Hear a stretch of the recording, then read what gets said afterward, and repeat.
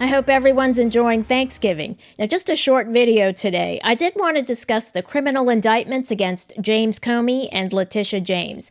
Now, both indictments were dismissed, but on technical grounds, so both those defendants will eventually receive justice. But for the time being, they're in celebration mode, and Letitia James could even be raising money for a political campaign, maybe. I don't think either defendant will get off scot-free, and the process may be slow, but neither has a claim of actual innocence on the substantive charges. So, my prediction is probable convictions for both defendants, unless they can turn state's evidence, as they say. They need to squeal. If there's bigger fish to be fried, they need to squeal. Now, the judge who made the rulings is Cameron Curry. The dismissals were without prejudice, meaning the government can re-indict after curing the presumed defects. The judge says there was a defect in the appointment of the U.S. Attorney for the Eastern District of Virginia, Lindsey Halligan, who presented both cases to the grand jury. Now, before we get to the appointment, let's look at the indictment of James Comey. He was indicted for lying to Congress and obstructing a congressional proceeding. It's a 2-page indictment, not even 2 pages because the case caption takes up half a page. So this indictment is succinct, to the point, and as I observed in an earlier video, this case was poised to become a trial, in my view. Now, when an indictment is short like this, the prosecutor must be reserving all available tools in the government's arsenal, playing their cards close to the vest, as it were. So this trial, when it eventually happens, and I believe it will happen unless defendant Comey can bargain his way out of it. Now, this trial could be full of surprises. Those of us who followed the trial of P. Diddy, for example, the twists and turns in that case, are probably following the James Comey case closely. I'll post a link to my video about the Diddy trial. And the indictment of Letitia James was only 4 pages, 3.5 because the case caption takes up half a page. Now, Letitia James, as we all know, is currently the New York State Attorney General.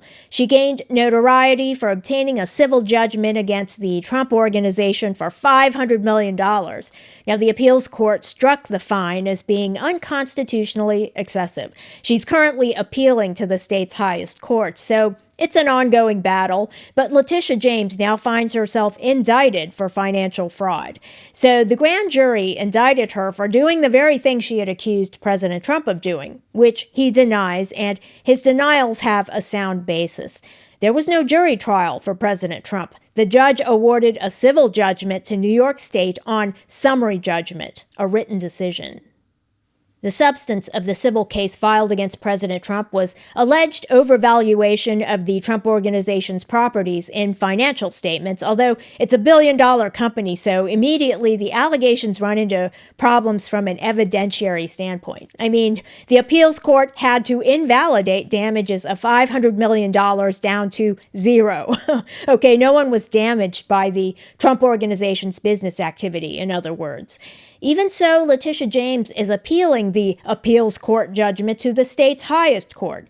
New York State has a reputation for being financially savvy, though, so the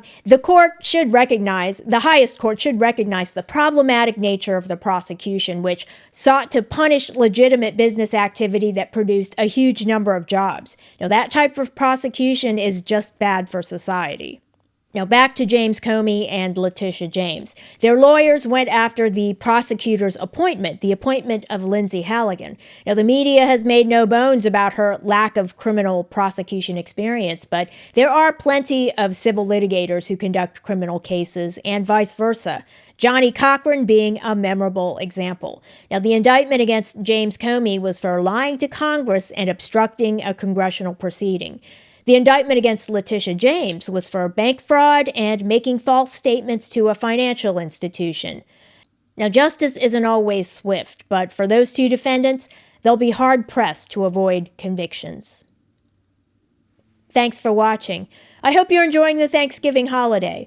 And if you enjoyed this video, leave a like and don't forget to subscribe.